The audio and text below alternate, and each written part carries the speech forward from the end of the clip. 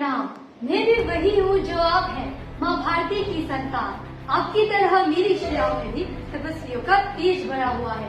आज अपना परिचय इसलिए दे रही हूँ क्योंकि प्रणाम करके परिचय देना हम भारतवासियों की परंपरा है। आज मैं जिसकी व्याख्या ये की ओर से एक छोटा सा कविता प्रस्तुत करने जा रही हूँ। मेरी कविता का शीर्षक है भारत। इसे मनोज मुंतशिर जी ने लिखा है।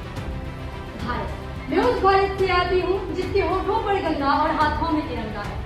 वो भारत जो कभी सत्यम शिवम सुंदरम, कभी वंदे मातरम और कभी पंजाब सिंध गुजरात मराठा द्रविड़ उत्कल गंगा है।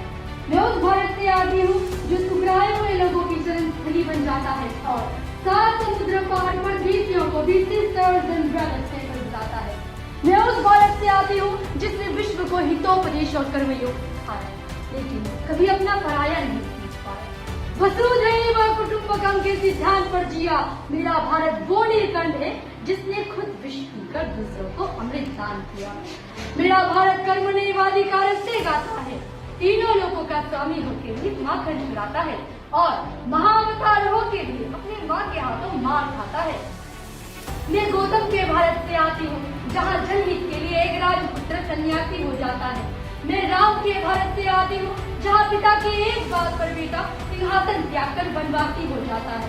मैं उस भारत से आती हूँ जहाँ स्त्री को उसके स्वाभिमान से पहचानता है, एक कुमारी माँ को महासती कुंती के नाम से जानता है और 5 पतियों वाली द्रौपदी को देवी मानता है।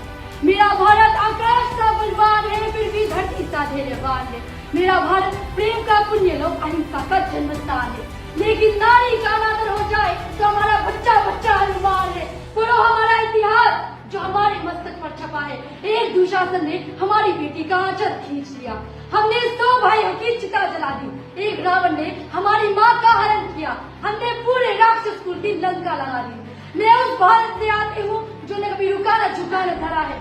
मैं उस भारत से आती हूँ जो वीरता की वसुंधरा है। मैं उस भारत से आती हूँ जो शांति का पहला शंखनाद और मानवता का अंतिम आसरा है।